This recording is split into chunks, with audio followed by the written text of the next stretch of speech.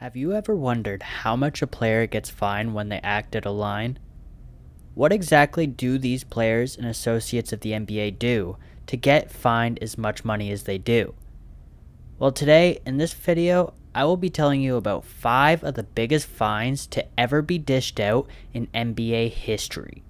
Starting off with the 5th player on this list, Rasheed Wallace, who has been fined an astounding 8 times, totaling the amount of all fines to $205,000, with the most notable and biggest fine being $35,000 for making negative comments towards NBA officials, which topped his previous fine 2 years prior of $25,000 for similar actions as a Detroit Piston, after he cursed at officials after his team lost the Eastern Conference Finals to the Boston Celtics.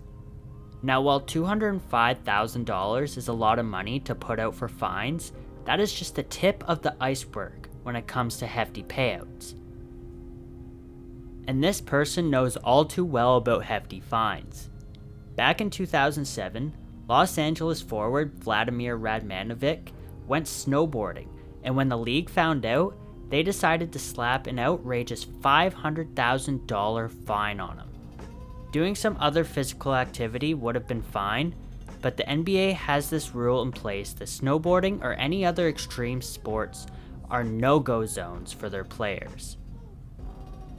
$500,000 is an expensive price to pay for a snowboarding trip, but this next guy may have uttered the most expensive words in history. Mark Cuban may not be the champion of fair play, but when something's wrong with the referees and the courtside officials, he is not the one who shies away from dropping multiple F-bombs just to get the message across. And for his unadulterated approach of venting his thoughts, he has been fined $250,000 on 2 separate occasions. One time in 2001, then again in 2006, due to his several acts of misconduct against the officials. Sure, mistakes can be made that cost you in the long run, but when it comes to the second biggest fine on this list, it would be far from a mistake. In the year 2000, the Minnesota Timberwolves would try to cheat the salary cap by offering a lower offer to player Joe Smith than his market value, and promising him a multi-million-dollar deal in the future. This move allowed Minnesota to acquire more talented players to their lineup. When the NBA discovered this, they slapped the Wolves with one of the most expensive fines in NBA history, with $3.5 million. Now, $3.5 million is a lot of money to fork out, but this guy at the number 1 spot on this list will make you shake your head with how much money he has lost in his career already at such a young age.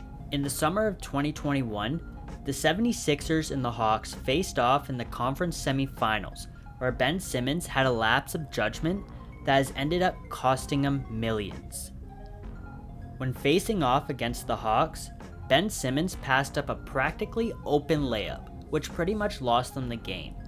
In post-game interviews, he was ridiculed about this play, and instead of taking his side of accountability, he decided to sit out completely from anything that had to do with the 76ers.